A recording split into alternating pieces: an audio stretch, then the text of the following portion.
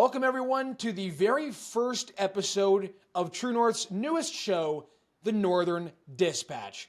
My name is Harrison Faulkner. I host Ratioed and The Faulkner Show on this program, and we are joined by co-hosts who you may or may not be familiar with, but instead of introducing them myself, I thought they would be better to introduce themselves to all of you.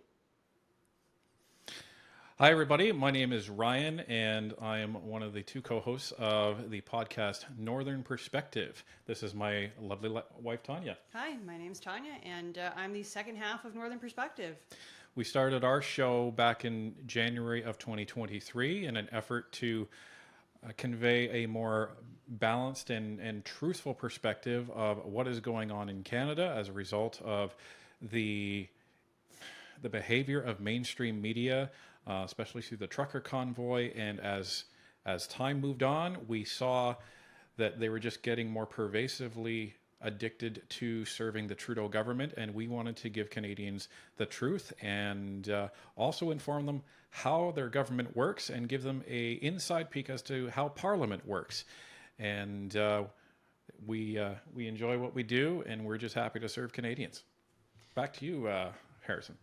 Right, well, True North and Northern Perspective are teaming up for the first time, and what you're going to see on this show is not going to be your typical legacy media newscast, and I think our followers and the followers of Northern Perspective are quite prepared to receive something different from the legacy media. After all, there are not many people watching legacy media these days.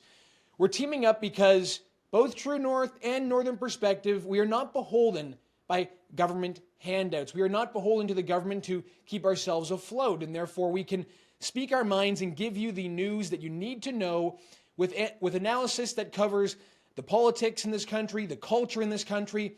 We're going to try to combine those two to give you something that you can count on every week as a nice piece of information. Well, let's just get right into it this week. The biggest news, of course, still driving the news cycle in Canada and the United States is the victory of Donald Trump, capping off probably the greatest political comeback in history, at least in my opinion. But, you know, the legacy media in Canada, they talk on and on about Donald Trump's domestic policies, his domestic appointments, who's going to lead this department, who's going to lead that department. None of that really matters to you. None of that really matters to us. We are Canadians. He's not our president. He's not our prime minister, and he's not leading our country. But what does, Ryan, I'll start with you. What does Donald Trump's victory mean for Canadians? Well, it means that I think, at least the mainstream media was wrong, because they were all pulling for and predicting a Kamala Harris government. And, you know, we didn't have any horse in this race in terms of who would win on Northern Perspective. We thought of the two of them, Donald Trump would probably be best for Canada because, as we've seen with the Liberal policies under Justin Trudeau, they are all about censorship, all about huge government, and it really strips away at the freedoms of Canadians. So under a Donald Trump type of government, especially if Pierre Poilievre ends up forming government with the Conservatives, we seem to think that he's going to be much easier to deal with, especially because of how we saw Justin Trudeau dealing with Donald Trump. And it was almost like he was acting like a kid out of high school, in, you know, being nice and polite in front of Donald Trump, and then as soon as Trump left the room, it seems he ran to the microphone and started talking badly about his closest trading partner. So I think it's going to be very interesting. It may be some friction depending on how long Trudeau remains in government until that election takes place,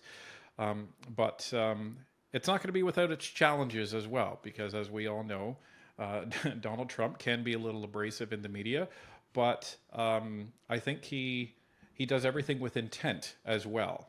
I think one major difference is going to be that the Liberals are probably going to start saying, oh, look, do you want Pierre Poilievre in government? He's just going to be like Trump down south. I think that's one thing that they'll absolutely use to their advantage. I predicted that Justin Trudeau might try to call an election in line with the U.S. election or close to Donald Trump's victory to do exactly that, Tanya, to basically try to pin Pierre Poilievre to Donald Trump. And the reality is that you really can't compare the two. You know, you might be able to compare Doug Ford's populism to Donald Trump's populism, some of the economic angle stuff. But when it comes to Pierre Poilievre and Donald Trump, there really isn't much to compare the two. You know, Pierre Poilievre is a career politician. He's been in politics his whole life. Donald Trump is a businessman, and he went in as president that first time. He's a bull in a china shop guy. He doesn't seem to have that same sort of political attitude the way Pierre Poilievre does. So I think that a relationship between Pierre Poilievre and Justin Trudeau, Pierre Poilievre and Donald Trump, is going to be really interesting to see. There was some public polling on this, right, Ryan? There was some public polling that indicated what Canadians thought was going to happen or who would be best to handle Donald Trump version 2. Yeah, so Nanos recently released a poll about this, and what they found, unsurprisingly, I think to most Canadians, is that Pierre Poilievre, they preferred him to deal with Donald Trump 35.5% of the time versus Justin Trudeau at only 21.3% of the time. So, a 30% gap on that between the two. Now, does that mean that Pierre is going to be perfect in dealing with Donald Trump? Well, that remains to be seen. But one thing that you can count on Pierre Poilievre to do is to rely on all of the talent that he has around him, which he has done so up until now. He will be extremely disciplined, but extremely calculating when he looks at how he approaches that relationship and what he can get out of it. Let me ask you, Tanya, to play devil's advocate here, is there something to be said about having the years of experience dealing with Donald Trump and the people that surround Donald Trump that Justin Trudeau has, rather than the position that Poilievre might be coming into as a total freshman, as someone who has never had to deal with a U.S. president, let alone a figure like Trump? I think you could say yes if they had a history of doing it well, which I feel that they don't. So do you have a history of this political government dealing with the U.S.? I wouldn't say they did the greatest job. So is that really an asset? I think somebody like Pierre Poilievre has a history in politics. He was a minister under Harper. I think he has the knowledge and the know-how to how to deal with foreign governments, and I'm really looking forward to seeing what he can do with our closest partner and ally, the United States. Well, just to add on that, I would also say that Pierre Poilievre has, as you pointed out earlier, Harrison, he's a career politician, which means he's been in government for multiple presidents, going all the way back to, I believe it was 2005. So he's been around when Canada has been dealing with these different presidents, and he's seen the backroom conversations. He's been in Harper's cabinet, not necessarily dealt directly with Trump, but he was there when Trudeau was dealing with Trump and was helping to criticize him as well. So. So does Trudeau have a slight edge, devil's advocate? I think he might in terms of that experience. If Trudeau is smart, which, the jury's out on that, I think he will look at his past mistakes and try to correct them. The problem is he's already made a first impression with Trump, and I don't think that impression was left with one of respect.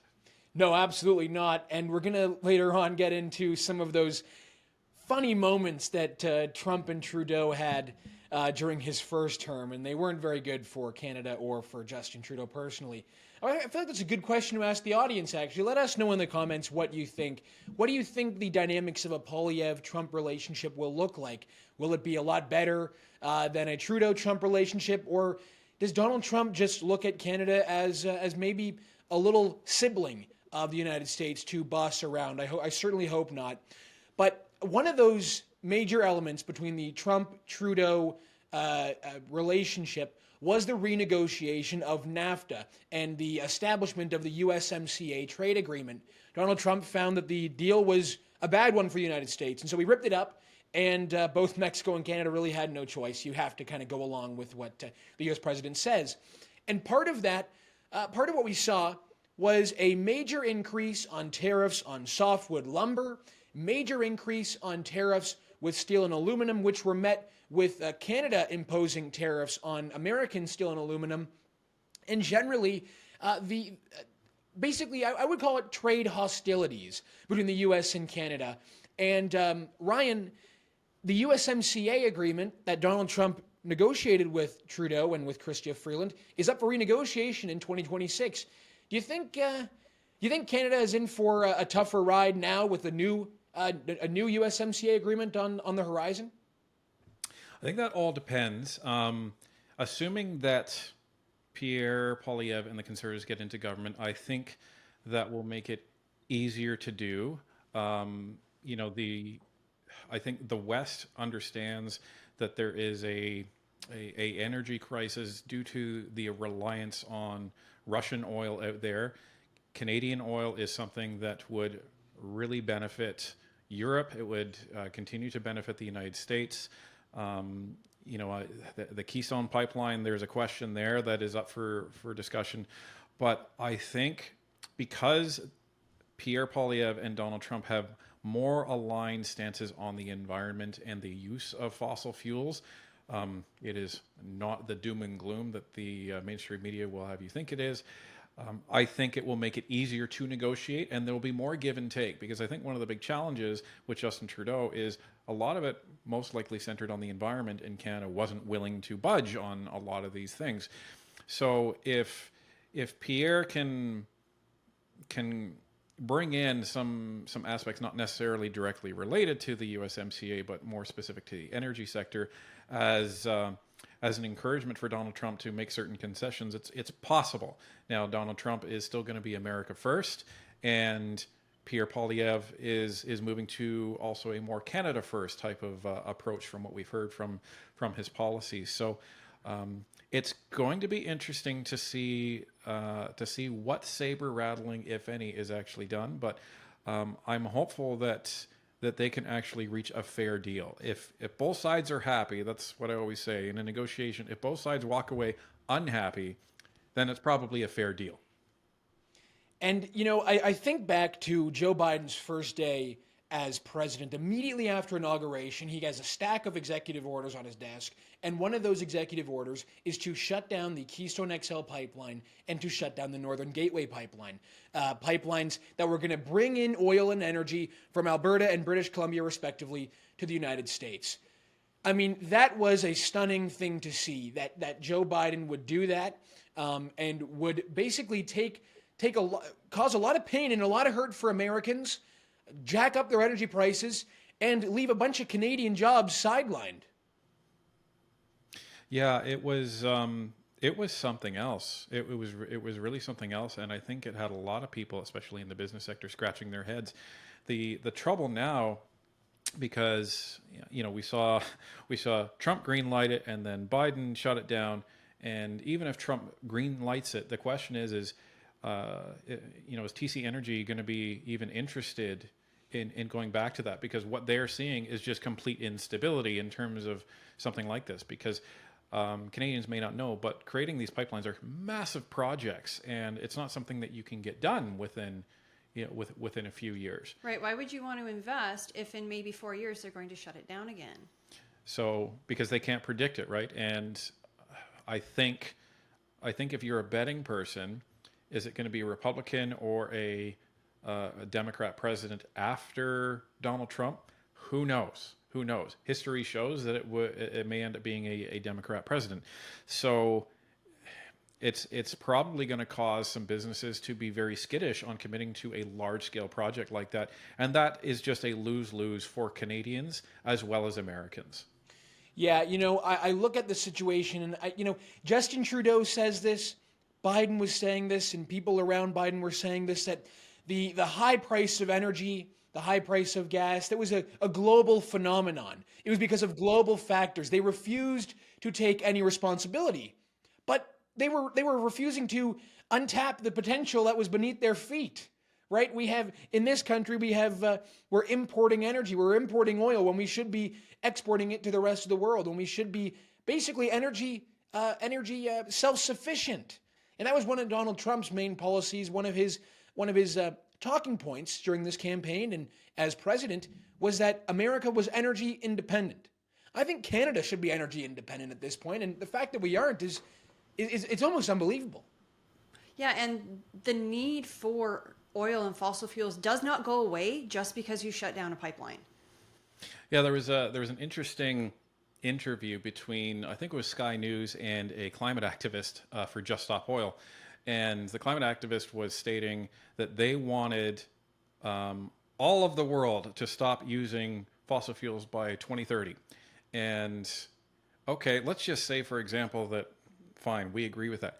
How do you do that? That means you're essentially going to be reverting civilization back to a pre-industrial era, because your clothes are made of oil, your phone is made of oil, everything is made of oil. In order to get the energy and green vehicle materials, in order to actually make these allegedly green materials out of the ground, you have to use oil-based products. So it's such a flawed approach, and this is why a lot of people are questioning this. And lastly, you are now allowing the countries that are hostile towards the rest of the world, like Russia, to actually get rich on the fact that you have these environmentalists that are saying, no, we can't take our oil. Well, they're going to get it from somewhere. So would you rather them get it from countries that are potentially hostile to the rest of the Western world, or would you actually like a better quality product and enrich the West, provide jobs to the West, and thereby make it that much harder for those hostile countries to pay for their war chest? And the argument, right, is to lower carbon emissions across the country. There is nothing Canada could do to properly lower carbon emissions when it comes to transitioning our energy. You're not going to stop China from.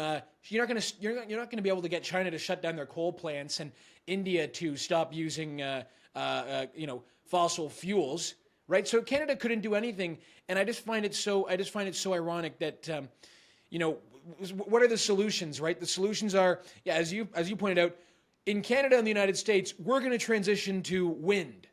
We're going to transition to solar. And somehow that's going to really, move the needle. We're going to forget about the rest of the world, and Canada, the United States, and the UK, and throw in a few other countries. We're going to save the planet. No, we're not. Absolutely not. And when it comes to wind, I laugh about this because Trump is kind of funny when it comes to wind. He talks about how wind is completely useless, and he always talks about how environmentalists never talk about wind turbines because they're basically graveyards for birds. And he goes on to these weird long tangents about how bad for birds the wind turbines are. I think for people in the media, Trump is great for ratings. It's just the reality, guys. It's going to be good. It's going to be an interesting 4 years.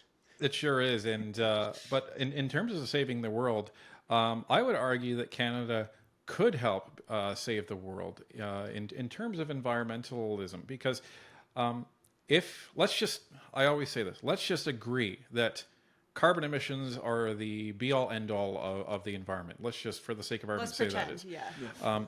So what you have is a country in Canada with the best nuclear engineers on the planet, with the safest nuclear reactors on the planet.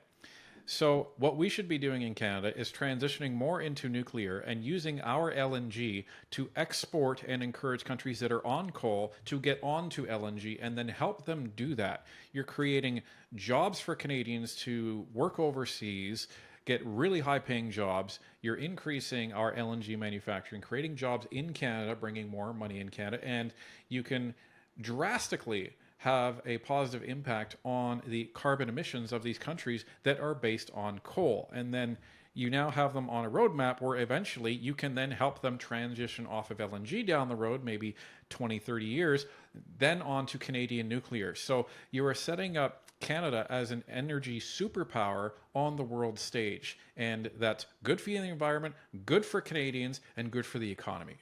But Ryan and Tanya, Justin Trudeau said that exporting LNG to the rest of the world, there was no business case for that. Oh, my mistake.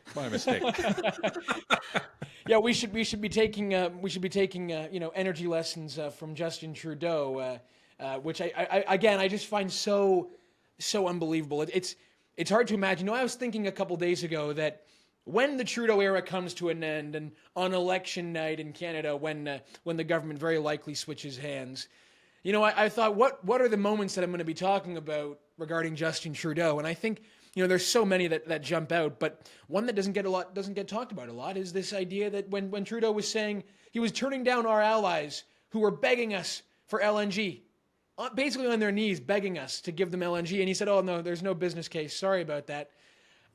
Unbelievable. Speaking of another thing I will think about as Justin Trudeau's, as part of Justin Trudeau's era as Prime Minister, is immigration in this country and the complete loss of control when it comes to the immigration file.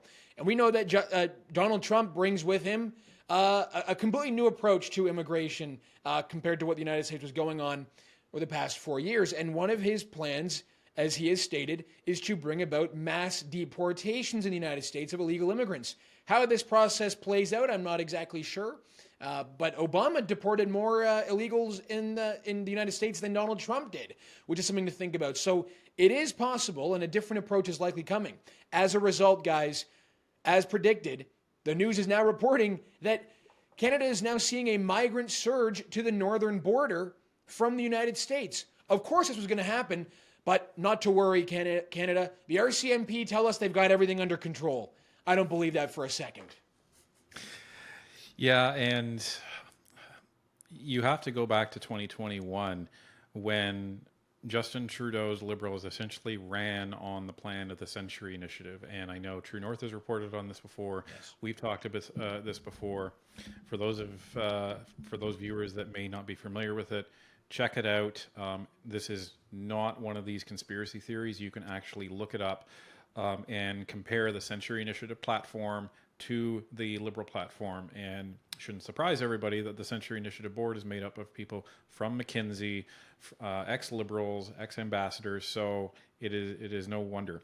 Now, to your point, Harrison, they completely lost control of Canada's immigration when they just jacked up the permanent resident cap to, it was around 470 plus thousand new permanent residents a year, and that's not even counting the temporary foreign workers that come in. So we're seeing well over 1 million Canadians coming in the country since 2021. Now, what does that mean towards this current crisis? It means we cannot absorb any more. That's what it means. Our already crushed medical system can't take any more. You already have less than a third of Canadians with access to a family doctor, and that is decreasing with the more people that are coming in and the doctors that are potentially leaving as a result of the impending capital gains tax, if the Liberals can actually ever get it passed. So you're going to have a serious problem when it comes to these people coming in. Now, I feel for the people because, we just don't have the resources and the capacity to keep them. The question is what happens at that border, and are we going to end up with not just one Roxham road, but 100 Roxham roads across Canada that was shut down? But how long did it take us to even shut that down, and what is that going to look like for Canada? It's going to be interesting, but like you said, Trudeau assures us the RCMP are ready for this. Yeah. Okay. Was there mass hirings over the last week that we don't know about? Yeah, I mean, I just don't have much confidence in the RCMP. I'm not quite sure why. Remember in 2017 when Donald Trump came to power, Justin Trudeau famously wrote on Twitter, and I've pulled it up here, "To those fleeing persecution, terror, and war, Canadians will welcome you regardless of your faith. Diversity is our strength." And that was a clear shot at Donald Trump, and that was a clear welcome to people entering Canada through the United States, through Roxham Road. What happened? A surge occurred. So I guess in 2017, it was totally fine to welcome the surge, to welcome illegal border crossers in Canada, and it was never a concern. But now it all of a sudden is, because, Tanya, the discussion on immigration has totally flipped in recent years. Yeah, it seems like Canadians are realizing that this country only, at the moment anyways, only has enough resources to support a finite number of people. I always liken it to the fact that right now we have 2 cats as pets. Well, would I love, 50 cats as pets? Absolutely. I love cats. I would not. He wouldn't, but I would. That's, yeah. But we know that I wouldn't have the room for all of them. I wouldn't be able to afford the veterinary services for all of them. I wouldn't be able to feed all of them. And as a whole, everybody's quality of life would go down. And I think Canadians are starting to see that in Canada, which is why the attitude towards our immigration is changed. For example, we had a meeting with our son's school yesterday, and all we heard was, we don't have enough resources. We don't have enough resources. And about 6 months ago, they had contacted all the parents in a particular area, including our area, and said, okay, our school's over capacity, it's 160% capacity. The children that live between this street and this street are all going to have to go to a different school. So they don't even have the capacity at the education level, never mind in healthcare. We don't have enough doctors. We don't have enough nurses. One of my best friends is a nurse, and she's constantly picking up extra shifts because they just don't have the staff. Yeah, I imagine that the healthcare system would be dreaming for having as much as 160% capacity for the people that they actually require. And I know there's been recent polls out about Canadians' attitude towards immigration, and I think it's like for the first time in 100 years, people are now souring towards immigration, and there's no wonder. We haven't managed it properly, and some people may look at it and say, well, Canada's so big, we have so much space. We have so much space, but most of that is not housing. So, and it's cold. It's cold and it's empty. Right. And we can't even get our housing right for the people that we have and the people that we had prior to 2021, never mind looking at millions of people crossing the border. Right. And, the situation on our southern border, the U.S. northern border, is not just one-way traffic of U.S. migrants fleeing deportation to Canada. It's also the other way. It's also people using our country as a landing ground, as a landing ground to try to enter the United States. And in some cases, they are some of the worst people. They are some of the worst people in the world. Listed terrorist members, in fact. And I had a chance in February of this year at CPAC in Washington, D.C., to speak with Donald Trump's incoming border czar, Tom Homan, who's going crazy viral right now on social media. People either love him or hate him. But I asked him specifically about the northern border, about the U.S. northern border, and he said something incredible, that a terrorist is 10 times more likely to cross into the United States from Canada than from the southern border, and that the numbers are rising at an insane rate. I'll show you this clip right now. Here you go. Talk about what's going on in the northern border. Oh, there's a lot of chatter that's... I grew up in the northern border. Okay, so... South of Kingston. So what do you make of what's been going on there? There's not a lot of noise that comes up to Canada about the problems that America faces from a northern border, but do you think the U.S. needs to take that more seriously? Absolutely. Their report last fiscal year in FY23, 227 people off the terrorist watch list across the southern border that were arrested. At the same time, 432 across the northern border. Remember You're a good man, you're a good man and a patriot, and I love it. Remember after 9/11, GAO did a study, and they said that a terrorist crossing the northern border is 10 times more likely than one crossing the southern border. And the number of people off the terrorist watch list crossing the northern border last year almost double the southern, but we never talk about it. Crossings in the northern border up 400 to 600%, depending on what sector you look at. I grew up near Alex Bay, again in Aquay, Kingston area, and their numbers are sky high. So, and the problem is with the Canadian border, we got very few Border Patrol agents up there, and half of them have been assigned to the southern border, which means there's very little patrol on the northern border also. It's a big national security vulnerability. Absolutely. Well, I think for a lot of people who are not in the United States, they look at what's been going on at the southern border and they're just wondering why it seems that nothing is actually taking place, why no enforcement under the current administration is taking place. What do you make of the fact that under Joe Biden, things have skyrocketed across the southern border, and from a lot of people's perspective, nothing is actually being done? Nothing is being done. This isn't incompetence. It isn't mismanagement. This is by design. This is open borders. This is what they ran on, and they're keeping a promise because they see some future political benefit out of an open border. They think these millions of people will be future Democratic voters, but people need to be reminded they don't even have to vote because President Biden also overturned the Trump census rule, which means millions of these illegal aliens are going to be counted in the next census in sanctuary cities. So when they reproportionate seats in the House, this automatically means more seats in the House for the Dems. That means perpetual power, perpetual control. They sold this country out for power. Last question for you, Mr. Homan. We're asking attendees at CPAC what they think of our leader, Justin Trudeau. You have any thoughts about Justin Trudeau? You need to find a better man. Absolutely. He also says at the end there, guys, when I asked him about Justin Trudeau, he said, "You got to get a better man. He's terrible." So I don't think Trump's new border czar is going to be a big fan of Justin Trudeau. He's and pretty frankly, subtle. I can't blame him.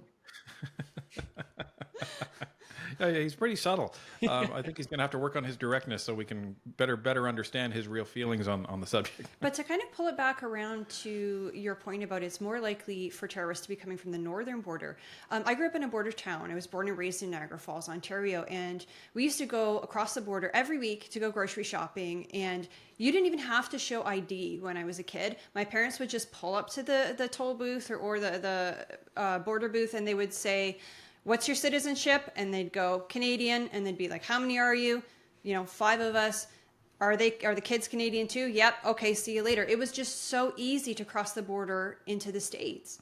Well, I think that comes from, I think, a historic understanding of trust between the United States immigration and Canadian immigration. And the understanding is that both countries were doing their due diligence in terms of who was coming into their countries. I go back to 9/11, and I believe, I could be mistaken, but I believe some of the terrorists that were involved in 9/11 were actually proven to come in through the Canadian border as well. So, and we had that recent example where we had that one terrorist that was caught on this horrific video in the Middle East, was granted entry to Canada, given citizenship, and then was working with his son to plan a terror attack in Toronto. So there are gaping holes in the Canadian immigration system, and Justin Trudeau seems to think that nobody else notices, but everyone sees it, and everyone sees our response to foreign interference, or rather lack of response. And it seems that everybody but the Liberal government sees that Canada is a playground for terrorists to enter this country and foreign interference to take place. So it's no wonder that there's concern about that. I always take the Canada First perspective. I always take the side of the Canadian government over any other government. But I do believe that the United States being really, really tough on Canada to get our border in check, to get this situation under control on our side, is going to be a major win for both countries. It's a big win for Canada if the United States under Donald Trump can put his foot down and say, we're going to shut down business here unless you can stop the flow of dangerous people entering into my country through your border. I think it would be a win for both countries. I think it'd be a phenomenal win, and it would actually foster greater collaboration if we didn't look at that as having a bruised ego and saying, okay, sure, help us figure it out, and maybe some new systems can actually be put in place, and we can leverage the more vast intelligence network that the United States has in order to screen some of these people. And I don't know if that's happening right now. I've never worked for the CBSA, but I would take that as an opportunity and not a challenge. Speaking of a win-win situation for Canada, I think there's no better example of a win-win for both countries than defense spending and having Canada be forced to increase our defense spending, get that number to 2% of our GDP. Donald Trump was hounding Justin Trudeau for years to increase that number. He wasn't successful. Trudeau refused to budge. Sure, he raised the defense spending budget from what he inherited it as, and we have to be honest about that, but he never got it close to 2%. We're getting a bit closer now. Justin Trudeau has made a loose commitment to reach the 2% of GDP spending, but only within about, in 10 years' time. I don't think we have time, guys. The world's in a pretty weird place. I don't think we really have that much time to play around with this. But famously, in one of these interactions, Donald Trump accused Justin Trudeau of being two-faced on this issue, for saying one thing to Trump at a press conference, saying another to other allies, and not moving on the 2% budget. You might have seen this clip, but, since we're back at this new era of Donald Trump, we'll play it one more time for you. Well, he's two-faced. Do you think that Germany's too naive? And honestly, with Trudeau, he's a nice guy. I find him to be a very nice guy. But, the truth is that I called him out on the fact that he's not paying 2%, and I guess he's not very happy about it. I mean, you were there, a couple of you were there, and he's not paying 2%, and he should be paying 2%. It's Canada, they have money. and they should be paying 2%. So I called him out on that, and I'm sure he wasn't happy about it, but that's the way it is. Look, I'm representing the U.S., and he should be paying more than he's paying, and he understands that. So I can imagine he's not that happy, but that's the way it is. So this may be the major breaking point between Donald Trump and the Canadian government. Will the Canadian government finally step up and increase the defense spending like we really ought to? Well, I think this is a very pertinent, relevant conversation, considering that Remembrance Day was just a few days ago. Right. We were at a ceremony at the Canadian Warplane Heritage Museum, and we were able to meet some of these veterans of World War II that are still alive. They were 100, 103 years old, 105 years old. And the sad thing about the Canadian military is that for years it's been a joke. People make fun of, you know, how little resources we have. And these veterans, in talking to them, they remember with pride that at the end of World War II, we had the third largest Navy in the world. We had a massively equipped Air Force, and our infantry were regarded as basically stormtroopers from hell. Nobody wanted to go up against them. And now fast forward to now, and it's frankly pathetic. So I think that the Pierre Poilievre Conservative government, you know, forget the Harper government, forget the Trudeau government. This is going to be a new government. And I say to them, I don't even care if we spend 2% or more. What we should be doing is adequately equipping our military in order to be able to do their jobs. It is completely disrespectful to the men and women in uniform to say to them, thanks for volunteering, thanks for potentially laying down your life for us, but, oh, sorry, by the way, we can't even afford to give you accommodations. That is completely unacceptable. It's an embarrassment. And as, you know, Tanya, you've talked about us acting like the little brother. Yeah, we are kind of like America's little brother where, you know, they kind of take us under their wing. Oh, you can't do your 2%. Oh, that's okay. You know, we'll cover you. We almost rely on them to protect us. And I just want to make the statement, Ryan, you might know this better than anyone. I think our military is almost like an IT department. When things are going well, the bigwigs go, why do we have to fund this? Everything's fine. Why don't we just take money away from it? We don't need to give them all this money. Because it's not when things are going well that you need the infrastructure, that you need the funding. It's when things go bad. Well, and we're seeing an increased need, drastic increased need in air superiority in terms of the Arctic, because, you know, this isn't the same world that it was 20 years ago, 30 years ago. You know, I think some people forget that Russia is literally right over there. It's just over the pole. So there is a significant risk of potential aircraft coming in from Russia over Canada. And what do we have there to defend it? Nothing. So I think we should be, you know, moving past 2% of GDP, and I think that's over $43 billion, something like that. And then I would ask the question, okay, so while throwing money over to Ukraine, sure, you can make the argument that that is helping Ukraine, but how are we giving billions and billions of dollars to Ukraine and we're not even adequately funding our own military? It's a disgrace.